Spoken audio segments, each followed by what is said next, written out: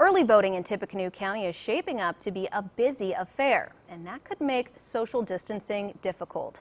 St. Thomas Aquinas Center is the only early voting location close to Purdue's campus, and as News 18's Joe Paul reports, Tippecanoe County as a whole is short on early voting centers this year.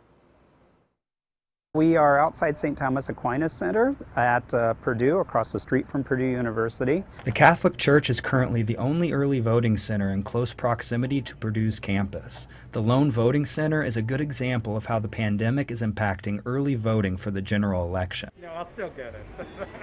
Ken Jones is Voter Services Chair for the League of Women Voters. He says social distancing guidelines are tough to follow when it comes to early voting.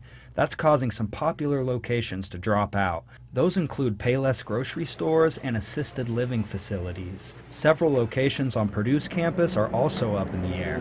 Losing Payless and losing the Purdue locations just changes the game for thousands and thousands of voters. Board of Election staff member Germany Harris says the board is planning 450 early voting hours. That's to counteract the lower number of locations. Many voters feel that this is an important election, so that could drive the numbers up. My speculation is we'll see maybe an increase in that number for turnout. The Board of Elections is working with Purdue to expand the number of on-campus locations. A Purdue spokesperson wasn't available to comment. They're still trying to kind of navigate their way through the pandemic with students returning to school. We've been respectful of their process. We're just kind of, waiting for what they want to do. Indiana has also not expanded absentee voting for the general election, and that could be a recipe for busy early voting centers, which will begin opening October 6th. We're not going to get quite the pressure relief valve of absentee voting on physical sites.